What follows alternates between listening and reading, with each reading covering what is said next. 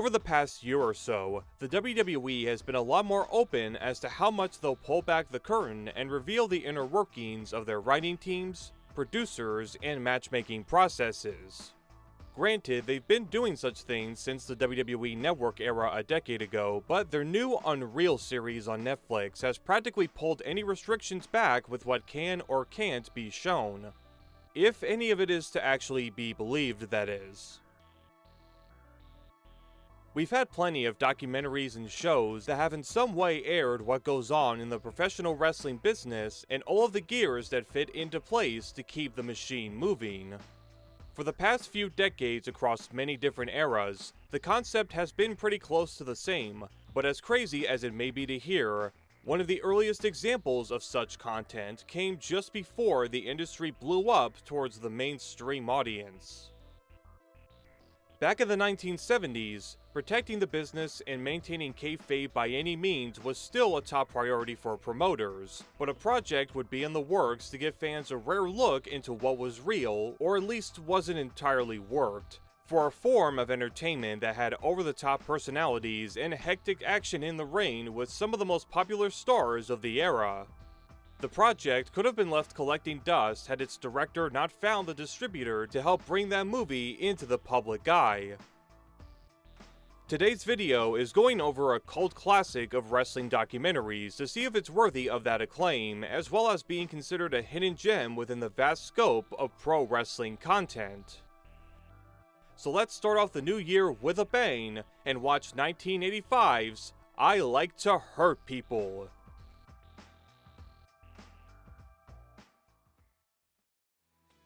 Between two interviews done with Slam Wrestling, the film's producer and director of photography, Brian Greenberg, revealed that the original concept was to be a horror-themed wrestling movie called Ringside in Hell.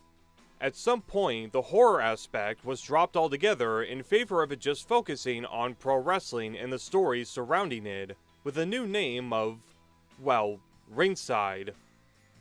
Greenberg was already working in Detroit as a cameraman when he was brought on board by Hurt People's co-producer Bob Finnegan, meeting with the original Sheik to discuss shooting the movie within his wrestling promotion, Big Time Wrestling. He was very open to the idea, he just wanted to make sure nothing about the insides of the business was exposed. He gave us free reign and helped organize the wrestlers who were in the movie to work with us. But the wrestling movie concept was also scrapped according to Greenberg, mostly due to the different wrestlers coming in and out of the territory, and thus the format would once again be altered. When we realized we couldn't film the wrestlers for days and weeks at a time, the idea went from a movie to more of a documentary. Hair colors would change, new scars would appear, and so it was easier to shoot it as a documentary. So now with a defined look and feel for Hurt People, filming officially began around 1977 and would be decided based on the cards taking place which matches or interviews were going to be included. Greenberg mentioned that the crew shot more footage throughout Indianapolis, Toledo, and Flint. But the much bigger issue with this movie came down to financing, which led to the project being released a bit later than expected. Dr. Sonya Friedman, who we'll see later in the movie, invested into the project, but would not be enough to stop it from being shelved altogether and unreleased until director Donald G. Jackson made a deal with New World Pictures to distribute his works for the new Laserdisc format, including Hurt People. And if you're wondering, no, Sonya wasn't compensated by New World despite her financial contributions years earlier. Brian would be brought back in 1984 to shoot new footage for the movie, mostly centered on Dave Bourke as Lou Firpin, for a plot surrounding the Sheik since he would be the main focus of this picture. Once the extra scenes were completed, Hurt People would finally be released on home video the following year. We open on a match featuring Sheik's oldest son, Captain Ed George, in action and getting busted open about 90 seconds in. The chaos leading to several wrestlers brawling in the ring as George stands tall when the dust settles, before we go to an interview with one of Big Time's officials about how even he can get just as banged up in the action as his colleagues. I've been cut. I've been carried off on stretchers. I've been hit many, many times. Yes, it happens. It's just one of the things that you have to put up with when you're a referee. It's very dangerous. Jumping ahead, we get to see Sheik during his reign as the Detroit United States champion, bringing the snake with him for a pre-match praying ceremony. The cameras in the studio get a close-up of the violence that Sheik brings to his opponent, cutting to the production team staying wary of what the man himself can do while wondering where Sheik's manager, Eddie the Brain Creechman, is. Sheik, of course, ups the ante by cutting his opponent's arm and opening the wound, while promoter or manager, it's never really explained, New York Raymond is stopped backstage by Dusty Rhodes, the American Dream making it clear that even Sheik can't beat him in the ring. Security try to pull Sheik away before Dusty runs down to get his hands on the US champion and ends up escorted from ringside, coming back out later to cut a promo on the Sheik. Going all over the country, traveling. My daddy was a plumber for 40 years. He raised the American dream. This country is in need of a hero, you understand? Joe DiMaggio, Babe Ruth, they dead, baby! You understand? They dead! Now there's one man, the plumber's son, 28 years old, the greatest sports attraction in the world, bar none! And see what went on here.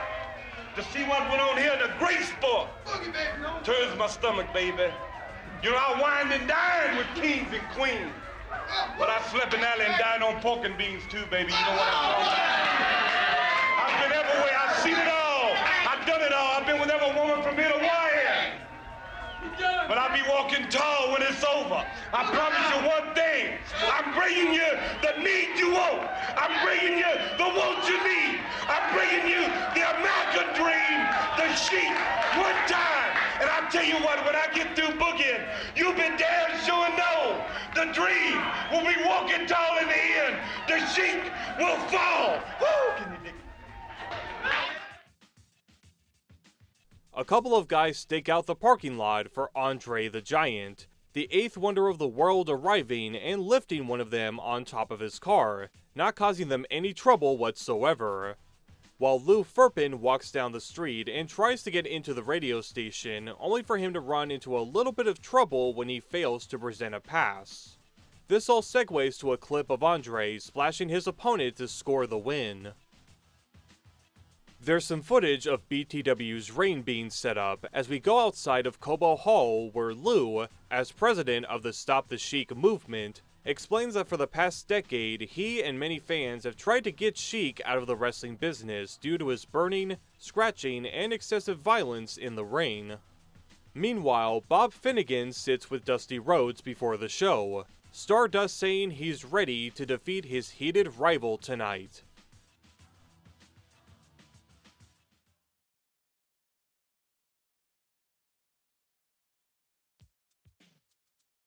A battle royal later on the card features the likes of Luke Graham, Dick the Bruiser, Bulldog Don Kent, and Andre the Giant. Naturally, everyone gains up on the Giant, but that plan backfires, and the same strategy towards Dick the Bruiser almost works until he hangs onto the apron. Several highlights later, Andre hits a massive atomic drop to remain the last man standing. The Sheik chases referee Blitz Cassidy and the ring announcer out of his way, but shifts his focus onto the son of a plumber for our big attraction of the evening.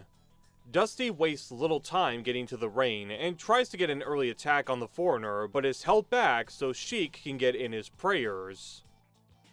Sheik goes after the injured arm of Dusty, getting his blade out to cut an open wound and attack Blitz Cassidy with it for daring to interfere. Rhodes stops Sheik with the bionic elbow and locks in the figure 4, cutting to Lou cheering on Dusty while the Dream refuses to let go of the hold. We then go to the locker room for some words from Bobo Brazil. Whoever wrestles a Sheik, maybe they have their hands full. And me, myself, I know because I have wrestled this man many, many times. And I hope to wrestle him many, many more times. And I know if I ever meet this man, or whoever meet the Sheik, they have their hands full. Because this man is a globetrotter. He goes from coast to coast. He's a big name all over the world, and I know what he have in his mind to keep that name. He don't care how he win his matches, but he go in there to fight, and I'm proud of him for that. Because when Brazil in the ring, I do the same thing. Bobo, somebody's got to stop him. Who's it going to be? It may be Brazil. Lou Firpin pops up again to try and sway more towards the S.T.S movement to no success. Quickly cutting to an interview with Eddie Creechman, warning Bobo about the hell that Sheik will put him through and being confident that tonight will be his demise. Despite the massive challenge presented, Sheik is able to find an opening to do his familiar routine as the lesser-known brain of wrestling tries to stop the referee. Brazil lays on the timekeeper's table, worn out from the beating he's taken, but is still able to get up and try to fight, though this second wind isn't for very long. Sheik again goes after the referee, leaving the ring when other wrestlers come down to stop the violence, while Bobo is able to get back up and help the bloody referee before being declared the winner by disqualification. Dr. Sonya Friedman, no relation to Maxwell Jacob, is in the crowd to discuss how the fans in attendance live vicariously through the wrestlers and relate towards the underdogs of the squared circle. Mike Colonis, who worked in Big Time's office, says the promotion doesn't have to bring in stars because of the exposure they already get, and thus the fans will end up coming to the shows because they're such big attractions. George Cannon says that people like violence and body contact with the action, going to a fan in the TV studio naming Captain Ed George as his favorite wrestler. Ahead of Cap's grudge match with Don Kent, George tells the Bulldog who the better man and the better WWS champion will be. Ed promised that he would get rid of Don Kent before, and that promise will be delivered in the middle of the ring. Some other fans are in favor of Don to become the new champion, as the fan favorite says backstage that he considers George to be a brawler, and not a proper wrestler that he'll end up taking the belt from. Kent then tells the crew about his numerous injuries and stitches he's gotten in his career, saying he enjoys the roughness of wrestling, while Ed shares a similar sentiment by saying he enjoys hurting people. This cues the movie's theme to play in the background when a tie-up in the corner starts off the match highlights, with George staying on top of Don and even sending the Bulldog into the ring post. The assault continues at ringside, coming back in to choke Kent and throw some punches as later they both trade blows outside the ring. We get to hear George talking about his personal life and how he got into the business. We got married, Kathy and I needed to get a job, and I wasn't interested in anything. So I went to Mike Colonis and talked to him, and that's how I started. He helped me get into the profession. I like to hurt people. People think that when someone says, well, I like to hurt people, they think that they're no good, they're rotten people. But I get enjoyment out of smacking somebody in the face, especially if they smack me. I like that. I really do. I don't know, it's this way I am. It's my nature, I guess, and I finally found true me. I like hurting people. I just really enjoy it. The territory's female star, Heather Feather, appears, wanting to wrestle one of the men as she feels deserved of the same opportunities that they do. To derail here for a few moments, let's go to Gregory Fournier's Detroit time capsule to get some details on Heather, or Peggy Jones, becoming a wrestler. Peggy had been working at the same alley where the Bowling for Dollars show was taped, and had been noticed by wrestler-turned-promoter Lou Klein about a new career path that involved working out and training. After 4 months, she met with the Sheik and would get her start in big-time wrestling, with the gimmick of wanting to wrestle men. Though it was meant to poke fun at the women's equal rights movement of the 70s, she ended up becoming a popular performer for how far she would go to be treated as an equal. I wrestled the bear because they told me after I got done wrestling the bear, then that would prove that I had the ability to wrestle a man, and I did this, and it didn't work out. This was actually true. Going back to the capsule, she wrestled Victor the Bear, who fellow wrestler Tuvy Truesdell had bought and trained to face humans in matches. It's said that the Bear was undefeated with over 100 wins, but almost lost a feather when their match ended in a draw. A way to keep the Bear looking strong and, supposedly, give Heather the chance to wrestle the men. Whatever the reason, that still hasn't gotten to happen, and now she's having to arm wrestle to get that opportunity. In Cobo Hall, Heather is able to win the contest, but there isn't much time to celebrate when we cut away to Dory and Terry Funk. The Funkster does the talking here, mentioning how wrestling was his childhood dream, preparing for the extreme fight ahead with the Sheik, and, presumably to tie in with the stopping Sheik plot, explains why promoters continue to book him on their cards. Why is the Sheik wrestling today? I'll tell you why he's wrestling today. It's because of the no good, rotten, goddamn promoters that you got running around that want to make a buck. And they'll use anything, no matter how obnoxious or how overbearing they are.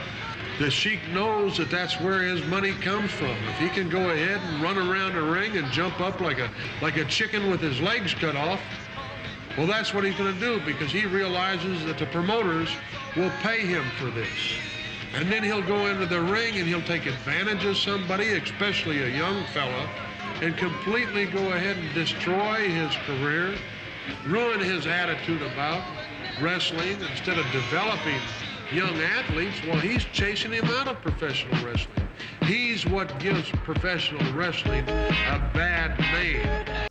Terry's words have come back to haunt him once Sheik is able to get the weapon out and give the fans a close-up view of what he gets paid to do, but Funk finds an opening against the United States champion to throw a fair amount of offense towards the heel. Don Kent gets into the ring, distracting the referee so that Sheik can use the ring bell to knock down Funk and retain his title with the camel clutch. Funk gets stretchered out as the fans' reactions are mixed with anger and sadness over what they've witnessed.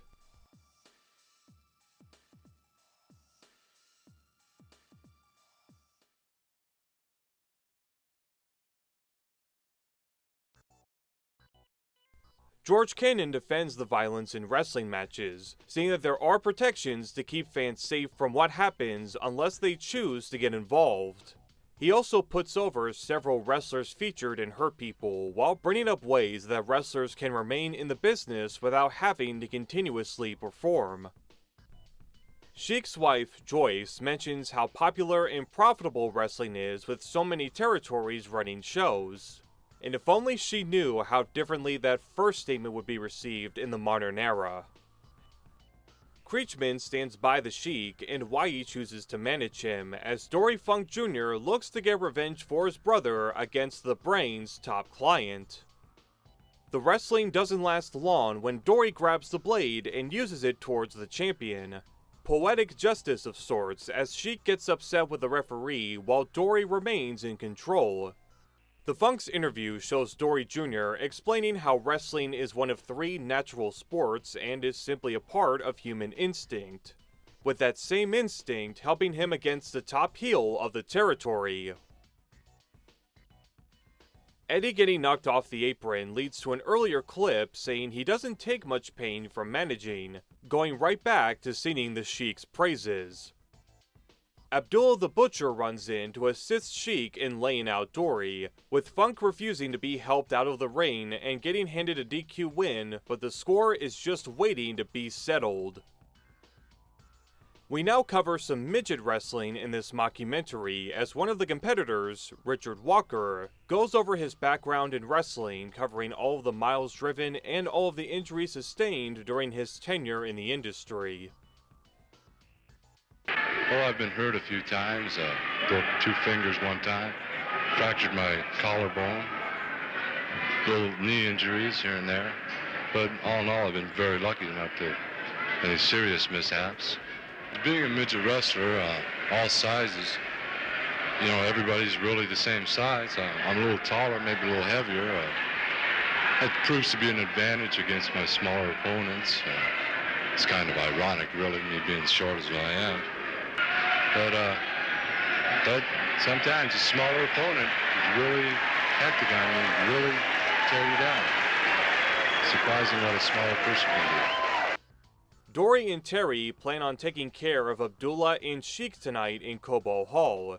Meanwhile, announcer Terry Sullivan also mentions how dangerous his job can be just from doing the introductions. A bloody warfare is surely expected when Abdullah and Sheik look to take out both of the Funks in tag team action, with Dory and Abby starting things off, as Sheik tries to run in but is stopped.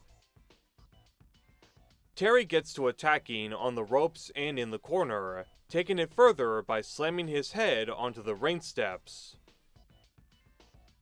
A busted open Dory Jr. throws a right hand at ringside and in the ring, though Abby goes to his right arm and cuts it open so that Sheik can expose that target even more. Terry falls into the same trap from the heels before his brother starts attacking and getting caught off by Sheik, with him ending up in the camel clutch as Terry goes after everyone in his sight to make the save, with the two brothers getting the victory due to Sheik and Eddie interfering. The Grand Wizard of Wrestling, known here as Abdullah Farouk, arrives for a backstage interview as the Sheik's new manager, after Creechman threw in the towel to save Sheik during a previous title defense, but Sheik losing the title ended their partnership as Eddie sided with new champion Ox Baker. Grand Wizard promises Eddie that he'll get his tonight, before we go to Sonya interviewing Heather Feather about why she gets herself involved in all of this, quote, racket. I guess mainly it's a way of proving myself, a way of making me something, you know, in my own life, I guess. Despite being the opposite sex, Heather says she feels determined to finally get the aforementioned treatment and respect. When asked about the purpose of wrestling, her response is that it's a way to vent aggression and hostility for both the wrestlers and fans, mentioning how she feels so relaxed and calm after her matches. Heather is then asked about how long she may last in the business. A girl can only last as long as she looks young. As soon as she starts looking old, she's done for. Well, that's very true in the rest of society, too, isn't it? It sure is. A man can go, he could do this until he dropped, till he died in the ring. This interview actually worked against Heather Feather, but we'll get into why shortly, when she gets her vitals checked before going to the ring and stepping up against a man. And yes, that's actually what they refer to him as on both the card and on commentary. The man tangles with Heather on the middle rope, though Feather fights back to target the left leg and drops herself down onto the opponent of the opposite sex.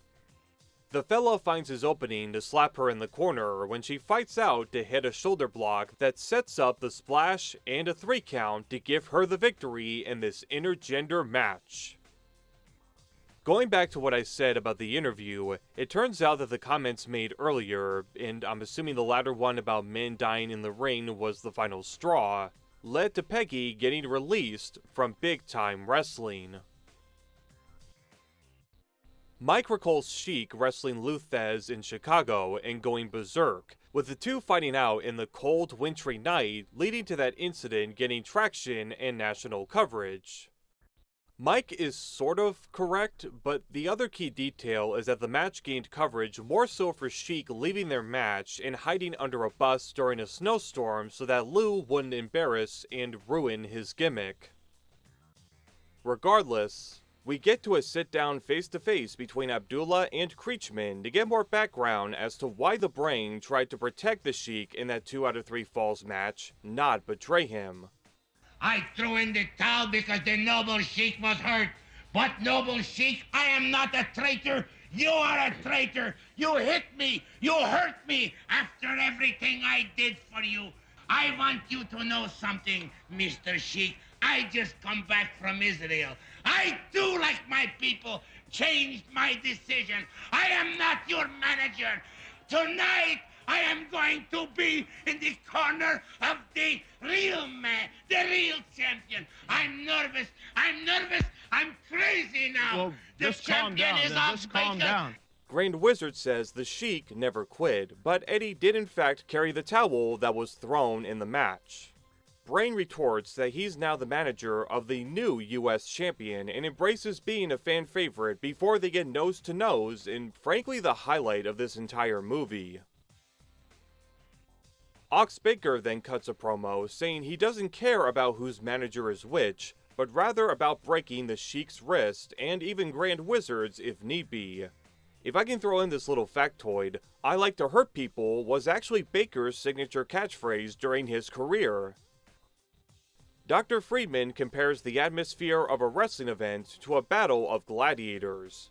Likely a way to hype our main event of the movie as Sheik tries to get his hands on Creechman until Ox Baker drags him away. Sheik able to stay in control before throwing a few chairs into the ring. Sheik snatches the lead pipe from Eddie and uses it behind the referee's back to steal the win and reclaim his United States Championship.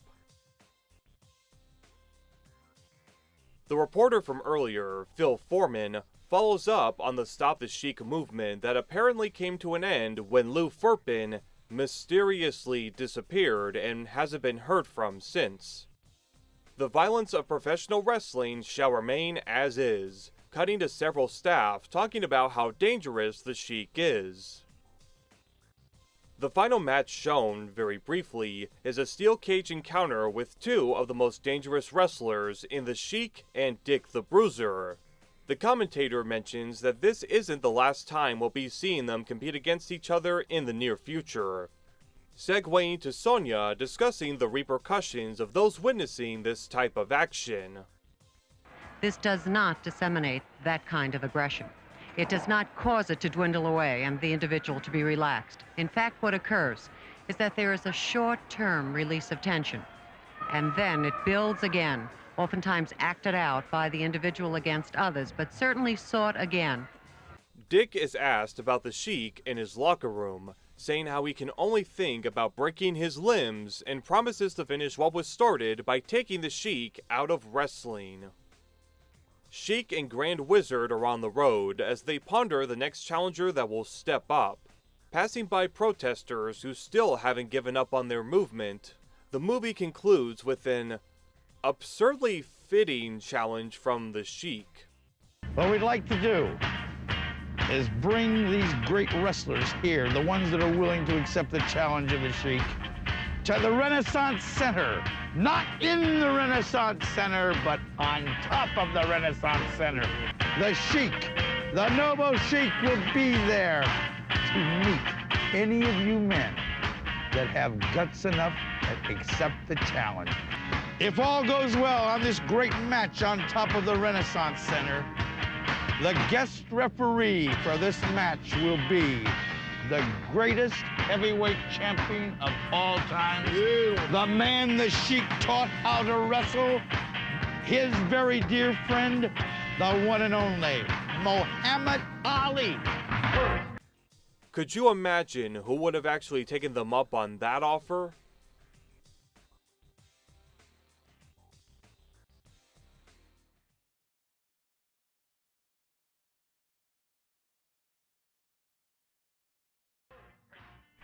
I can see why many would enjoy I Like to Hurt People, with a lot of rare footage from big-time wrestling and many top stars of the territories featured, even if the filming of them was a little out of date, helping to tell a story about the highs and lows that come with being in professional wrestling. Some great promos mixed in with various interviews from other personalities involved with the promotion give a pretty good idea of what the business was like. My main flaws start with the acting, as some of the skits not involving any of the wrestlers can give off some B-movie level quality of the times. Most of the songs featured throughout are pretty decent, though a couple might feel a little out of place for a wrestling project. And it's probably to do with the formula for Sheik matches, but I would have liked to have seen more of his opponents, besides the Funks and Ox Baker, shown off as a major challenge to him. The first match Sheik is featured in during Hurt People does a good job to establish how violent and dangerous he can get, but the shock of him busting wrestlers open does start to wear off when seeing so many bouts of his in a row. Even with those particular issues, I still had a good time watching the mockumentary, and while it's nowhere close to Beyond the Mat or Wrestling with Shadows, this is one I still recommend if you're curious about what the wrestling industry was like nearly half a century ago. At the very least, some of the crew involved would find greater success around or after Hurt People was released. Sonya Friedman would become a best-selling author and have her own show on CNN, Sonya Live. Donald G. Jackson would continue to direct and produce several projects over the years, and would even get to work with another wrestler of the era in Rowdy Roddy Piper. That particular project wasn't about wrestling, but instead came out to be Hell Comes to Frogtown. So make of that what you will. Brian Greenberg remained a cinematographer and visual effects supervisor for a variety of films and TV shows in the coming decades. But following Donald Jackson's passing in 2003, Brian would get the rights to Hurt People and obtained as much of the original footage as possible. 2 decades later, Greenberg was finally able to release a proper cut of the film, selling it on eBay while also putting out the soundtrack on CD, as well as a separate bonus content DVD that incorporated one of the movie's original titles. It includes the usual behind-the-scenes stuff, making of featurette, and some more lost footage that, until recently, would have been considered lost media. I Like to Hurt People is honestly deserving of being a hidden gem within wrestling media. It's not perfect, but for what the movie was originally set out to do, I feel there's plenty to enjoy if you grew up during the territories or are just a fan of old school wrestling in general.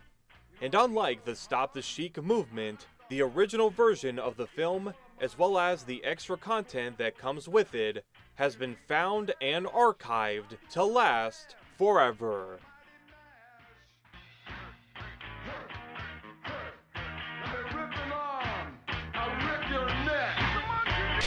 Somebody, keep